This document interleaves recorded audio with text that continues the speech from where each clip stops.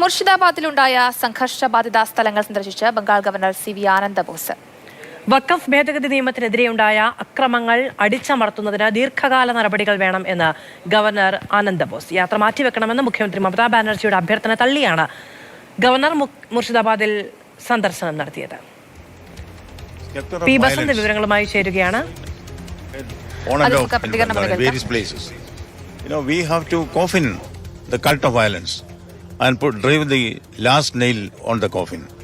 That is a task which is necessary to maintain peace and tranquility in Bengal.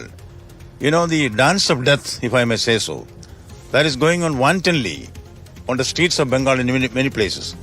After visiting the field and sharing the feelings of the people there, the sufferers, the victims, I will certainly have a plan of action to take it in a mission mode, that is to fight against violence at any cost.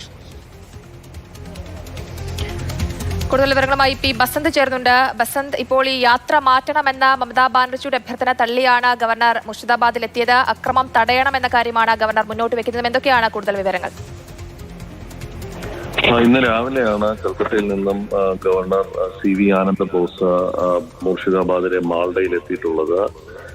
അല്പസമയം മുമ്പാണ് അദ്ദേഹം ഇതുമായി ബന്ധപ്പെട്ട് ഒരു ദീർഘകാല തലത്തിൽ തന്നെ ഒരു നടപടിയെടുക്കും ഈ അക്രമങ്ങൾ അവസാനിപ്പിക്കാൻ എന്നുള്ള പ്രസ്താവന നടത്തിയിട്ടുള്ളത്. അദ്ദേഹം അവിടെയുള്ള അഭയാർത്ഥി ക്യാമ്പുകളിൽ, അതായത് മുർഷിദാബാദിൽ നിന്നും പലായനം ചെയ്യേണ്ടി വന്ന അവർ താമസിക്കുന്ന ക്യാമ്പുകൾ സന്ദർശിക്കുമെന്ന് വ്യക്തമാക്കിയിട്ടുണ്ട്.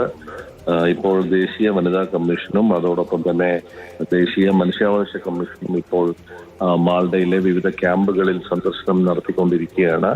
മുർഷിദാബാദ് ഇപ്പോൾ സമാധാനത്തിലേക്ക് മടങ്ങുന്ന ഒരു സാഹചര്യത്തിൽ ഗവർണർ യാത്ര ഒഴിവാക്കണം എന്ന് മമതാ ബാനർജി മുഖ്യമന്ത്രി ആവശ്യപ്പെട്ടെങ്കിലും അത് തള്ളിക്കൊണ്ടാണ് ഇപ്പോൾ ഗവർണർ അവിടെ എത്തിയിരിക്കുന്നത്.